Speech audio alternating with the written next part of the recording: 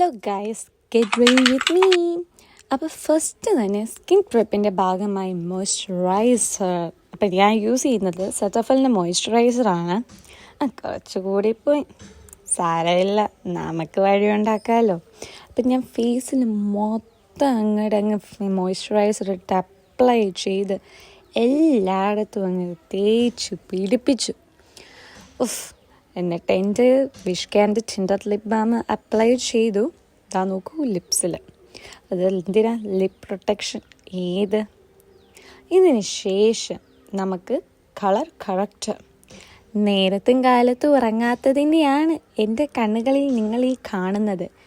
എപ്പോഴും ഞാൻ colour corrector 2 കണ്ണുകളിലും നന്നായി അപ്ലൈ ചെയ്തതിന് ശേഷം കൺസീലർ. അപ്പം ഞാൻ യൂസ് ചെയ്യുന്നത് ലോറിയൽ പാരീസിൻ്റെ കൺസീലറാണ്. പിന്നെ ഞാൻ ലേറ്റസ്റ്റായി വാങ്ങിയ ബ്രഷ് നിങ്ങൾ കാണുന്നുണ്ടോ?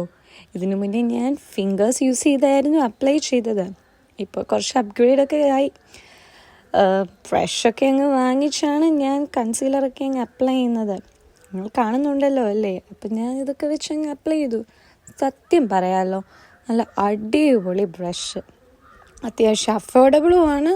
എന്നാൽ നന്നായിട്ട് ബ്ലെൻഡ് ആവുകയും ചെയ്തു. നല്ല യൂസ്ഫുൾ ആയിട്ടുള്ള പ്രൊഡക്റ്റ്. അപ്പോൾ ഈ സാധനങ്ങളുടെയൊക്കെ ലിങ്ക് വേണമെങ്കിൽ നിങ്ങൾ എൻ്റെ കമൻറ്റിൽ ലിങ്ക് എന്ന് അപ്ലൈ ചെയ്താൽ മതി.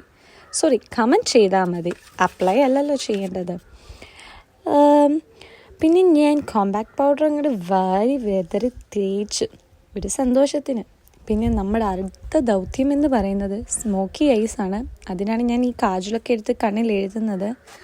പക്ഷേ എങ്ങോ ചെറുതായി പാളിപ്പോയി.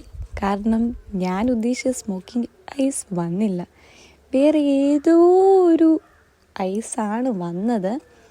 സാരമില്ല, ഒരു അഡ്ജസ്റ്റ്മെൻറ്റിൽ നമ്മളത് ഐ ഷാഡോ ബ്ലണ്ടറൊക്കെ വെച്ച് അങ്ങ് അപ്ലൈ ചെയ്തും ഐ ഷാഡോയും കൂടെ കൂട്ടത്തിലൊക്കെ ഒന്ന് സെറ്റ് ചെയ്ത് ഒരു കുഴപ്പമില്ലാത്ത രീതിയിൽ എത്തിച്ചിട്ടുണ്ട്.